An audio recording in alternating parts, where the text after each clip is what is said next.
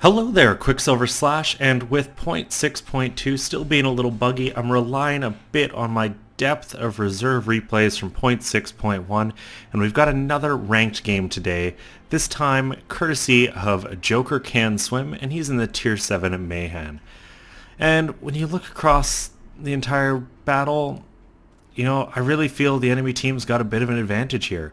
They've got an Indianapolis and a Belfast, giving them two radars.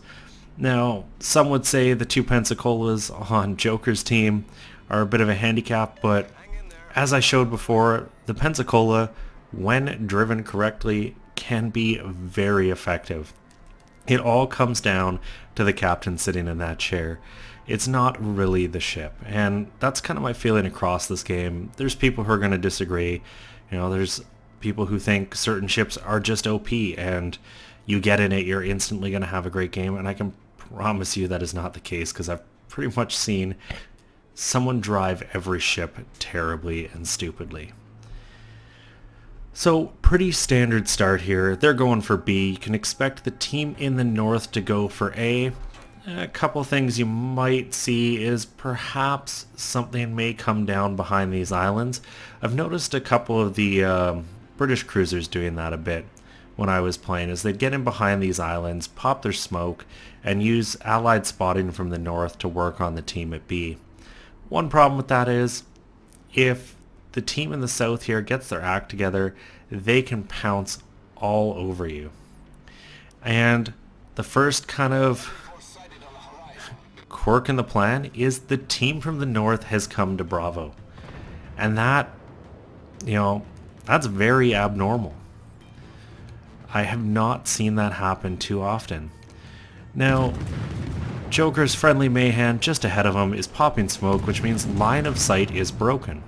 So despite the fact that he is not in the smoke, with no planes in the sky, he can safely sit behind here and start hitting that Indianapolis. Unfortunately, the Indy did get to 8.4 kilometers, which means he's inside radar range. To which he then promptly drives himself behind the island, meaning that Indy can't shoot at anything he's spotting. And yeah, there's a lot of friendly ships out here, but if you're going to pop the radar, you need to yourself be in a position to take advantage of it. And that's just my feeling. There's times where if you're on comms or a ship has the shot lined up, yeah, pop your radar for an ally, but the more guns you can have active during that radar, the better, and you know exactly when it starts and when it's going to end. So one of the things I'll definitely say here is I think this is going to be a pretty quick game. With both teams going for Bravo, and Joker's team pretty much having committed to the south here, they're forced to fight this out. You'll also notice one of Joker's allied cruisers is AFK. Sitting there in the back, not in the game. And, it's one thing in random battles to do that, but in ranked, it really kind of grinds my gears. It's just not something you really should be doing. Now, I get there are situations, and sometimes in ranked the wait time can be ridiculous, but by hitting that ranked battle queue, in my mind, you've committed yourself to something more than just a random battle. And your team really is counting on you for more than just stat padding at the end of the day. You're trying to get to rank 1. It is not an easy prospect with some of the potato teams out there. Really sucks when you're handicapped from the start. The unfortunate thing is they did get one of the enemy DDs. And the other one appears to have turned off, so I myself would be turning in, just like Joker is, just gonna edge myself into the cap. You have to be leery of both that Belfast and Indianapolis. They're both inside of hydro range, or correction, radar range, or no, sorry, that was the Miyoko there. So it's just the Indy, but still something you want to be thinking about. The Akatsuki gets spotted there, and Joker quickly turns off. Not without taking a little shove from an ally. Just didn't check his quarter before making the turn is all. And I would tend to agree that smoke here is very useful. Now I don't like what this enemy Miyoko is doing. He's driving off alone, trying to go to a cap alone. Now, actually, correction, that Indianapolis and cruiser are going there, but the Miyoko is side on to one of Joker's friendly Pensacola's right there. And one thing the Pensacola does really well is rip apart Japanese cruisers. Unfortunately, kind of became 3-on-1 and he got outdone. But Zelenko there, the other Mahan, keeping his guns going, has the torps in the water. And I think things are gonna get interesting here. That other Pensa is still AFK. You've got a Miyoko on very low health. Something's pretty much just gotta hit him. And he's actually about to run aground. And then you've got this Colorado who just ate a big hit, has torpedoes going towards him, and Joker absolutely just peppering. And these are situations you can really take advantage of in a destroyer. And looks like he got a fire on that Miyoko that I missed, and it burned him down. So with that, things are pretty even. They're up a kill, they're down on points, both teams are about to have a cap. And they've still got that AFK Pensa, but he is providing a potentially useful service if that other Mahan goes down, in that he is going to be able to continue to spot this Indy. And the Mahan did sink, so the AFK ship is proving use and is going to allow Joker to finish this Indianapolis off. Well, hopefully. He's got the shell arcs to lob over the island, a bit of blind aiming, maybe some luck. There's the kill. And things continuing to look up. Now, I will point out, their one battleship here, you know, their Ganesi is on pretty low health. Their other one is way in the south, alone out of the fight. And that's something you can't afford to do in ranked. You really have to stick together, share your hit point pools. If one ship's taking a beating, they slow up, the next battleship drives in to take the charge. You need to be able to run through all those repairs to really maximize in this game. And you can see Joker is a brave one, dueling a Belfast in a gunfight. And you know what? If I was in my Bliss or something like that, I'd be completely comfortable doing this at 10 kilometers.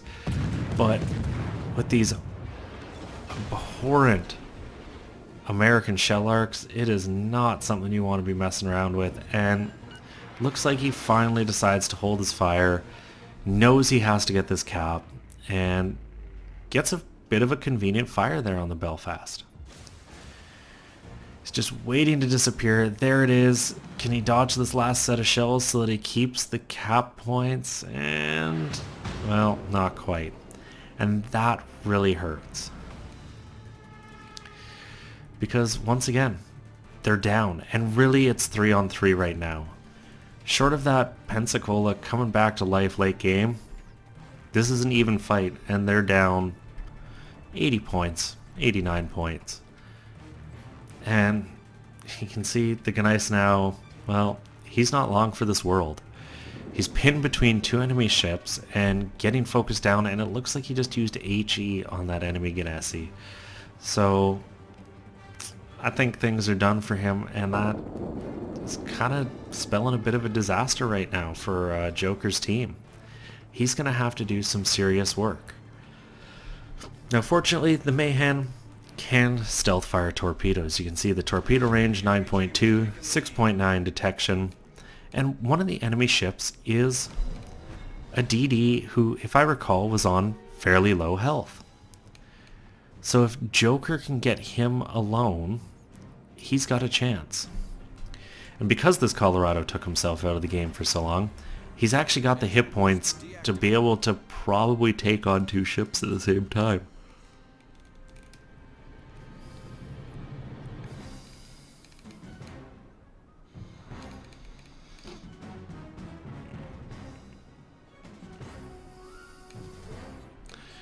But this is definitely a bit of a tense time. And the Akatsuki makes a curious play. And you can see Joker here goes to widespread, just wants to fill the edge of land with torpedoes. And this is about as good a luck chuck as you can get. Just aim for the edge of land. You know that Akatsuki was coming this way. Maybe you'll get lucky. He's laying a smoke to try to conceal his Colorado here. Really good, teamwork-oriented play. And if he can keep some of this Colorado's hit points on him, it's all for the better. Though it doesn't look like the Colorado's all that interested in sailing into that smoke. And that's pretty crappy. What isn't crappy is the luck chuck paid off. He hits the Akatsuki and even things up. It's 2-on-2 now. And the Colorado is sailing straight into it. The one thing I will say though is that Belfast, he could disappear in a hurry here. Joker's going to be tricky to kill. He's at 9.5 or so kilometers. He's maneuvering. That's not an easy hit. That Belfast does not have a lot of armor. And furthermore, he doesn't have the torpedoes or the repair party like a Fiji would. Which means, as he loses hit points, it's permanent. And I think Joker's making a pretty good call here. He's keeping himself at range. Unfortunately gets lit on fire, so that forces his damage control. But he's keeping his guns going. Sure, he's not in his smoke, but you don't need to be. Nothing's really focusing on him. And as long as you keep moving, nothing should, and that Belfast is easy pickings. He disappeared. I would have taken the shot. And Joker eventually does. Can he hit him? Doesn't look like it, and the radar is up. You have to prioritize getting through the smoke in this situation. Any delay is just free shots for that Belfast to take at you. There's the Belfast, and here's what should be pretty easy kill, and he gets away with it. Now, definitely a crummy position to be in. Qckslvrslash can't run him down. That's fine, but with the damage he's taken and the points they are behind, that Qckslvrslash's gotta die. But look who happens to be back in the battle. The Pensacola comes to life to save the day. And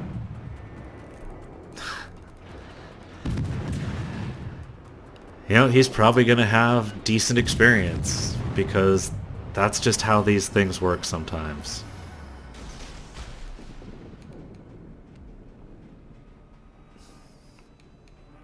So personally here, I would be very interested in getting up to that northern cap. The Qckslvrslash doesn't seem too interested in going for Bravo. And, well, Alpha's free for the taking, there's nothing up there, and you need the points. Right now, you're sitting even, you're counting on the fact that you can kill him. And I can pretty much guarantee you that Qckslvrslash knows that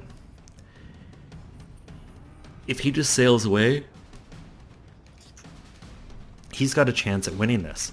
And furthermore, if he sails away and just kind of kites around the map, things have to try to chase him down, and that is always a crummy position to be in. Your shells are forced to travel further. There's no quick way to close them. So you're kind of just stuck forever at those medium ranges where in a DD you're going to get hit hard. And it appears Joker is thinking just like I am. He's heading up towards Alpha, and if he can get it, that will pretty much actually seal the game. You can see him begging the Pensacola to turn back, and looks like he might be listening. At this point, it would almost have been better if he just stayed AFK, but I think part of the reason the enemy turned around was the Pensacola charging in.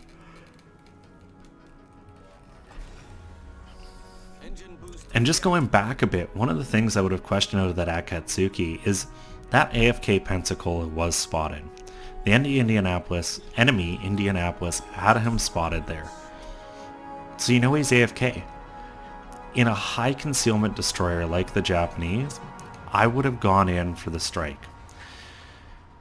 It puts you in a flanking position against the remainder of the fleet. You can get an easy kill, but more importantly, you prevent this exact thing from happening, where a ship loads or the guy comes back to the computer late game and is still left on full health. It would have been easy for that Akatsuki to sail straight down for A and just throw a wall of torpedoes straight into the Pence's side and have ended the game prematurely. And some really good advice from friendly teammates. Commander Kill here, use your planes to scout them. Planes don't need direct line of sight. It's one of the annoying things sometimes, but they can see through land. So if the plane's in the air, it at least gives you an idea of where that enemy ship is going. Because American cruiser, you don't want to get caught off. And this is where you have to start kind of doing the math in your head. So for ease of use, 10 points every 10 seconds. You've got, what, 3 minutes, 180, 210 seconds left. So about 210 points you're going to get times 2 because you hold 2 caps. So this game will actually end on points alone. And despite that guy on Joker's team suggesting that if the Gnesi gets 1 kill, they've probably won on points, that shouldn't be the case, because killing a cruiser, you're going to lose 60, they'll gain 40. It's a 100-point swing. It doesn't put them high enough to win it. But he is doing the smart play. He has to try to get one of these caps back. Right now, his team is hemorrhaging points, so he's forced to go to the nearest cap, and that's Bravo. And, well, Joker and this Pensacola are waiting for him. And this may have been one of those situations. I may have gone a little further around there just to throw a smoke screen on that Pensacola. Never know how he's going to play. And something like that, broadside on, very easy to kill. But he looks to be saving it for himself, which is completely alright. And he's just going to delay this cap. You don't actually have to shoot continuously. 2 minutes, game's over. All you have to do is throw a volley up once in a while. Continuously firing starts to give your position away. And you can see the enemy ship fires. Shells go a little long, but a little close for comfort at the same time. And based on his last spotted position, those torpedoes are looking half decent. He might get one of them in here. 2 of them, 3 of them, the Kraken, and the win. And here I said I thought it was going to be a quick game, almost went the full duration, but cooler heads prevailed in Joker's case. He played it smart and was rewarded as a result. 207,000 credits, 5,500 experience, got the Kraken, 58,000 experience, and the 5 kills, which in ranked is really important, and more importantly, it's kind of difficult to get. Now, he was definitely helped here and there, having a couple low health targets to shoot at, but he secured kills that otherwise wouldn't have happened, like that Indianapolis who, wiped out the other Mahan. And had he been able to kind of set up in the right position, he too could have had shots at the AFK Pensacola. So it's a good thing, Joker managed to finish him off with some blind shots over that island. And, well, it is ranked, and when you have a game like that, 2,170 experience, and that's a really good game. Ranked is hard to get a ton of experience in, and Joker did it all. He got both caps, he got 5 kills, and they had an AFK ship who is bottom of the team, thankfully. I like when someone who deserves to be at the bottom actually is at the bottom. It always helps reinforce maybe a teaching point there. You get the odd player who thinks they're doing something right and they just really aren't, but because they get some damage or a ram, they're way up the scoreboard because of damage and the kill, and it just reinforces bad habits. And I did say he got to finish off a couple low health targets, but he did do a lot of damage to that final Gnesi, and almost 10k to a pair of the cruisers apiece. Well, 8k and 7k. So very important damage. Definitely helped him finish it off. And he got one of the destroyers with that torpedo and finished the Belfast, who was on low health, off. And impressive as it is, 161,000 non-premium credits. And one thing I'll quickly point out is someone was commenting on Reddit saying, how pay to win is this game? They made it a bit in, and there's not a huge difference between, non-premium and premium. It's kind of pay to go a little bit faster. And it's one of the reasons I've liked these games. There are times it feels a little pay to win, and this ranked season has certainly been one of them, just with the plethora of tier 7 premium ships. But thankfully people are mixing it up in the tech tree ships, just like Joker did. And thank you very much for a great game, Joker. Anyone else who is interested in sending a game in, Qckslvrslash@gmail.com. I try to go through all of them and at least get one from everyone who submits them up. And just a reminder to anyone who's watching this when it goes live, yesterday I posted my 1,000 subscriber giveaway, so hop onto the video, watch it, see if you're interested in the prize, and comment there if you're a subscriber. If you enjoyed this, please consider giving it a thumbs up or subscribing to the channel. And as always, I'm Qckslvrslash, and I'll have another one for you guys later.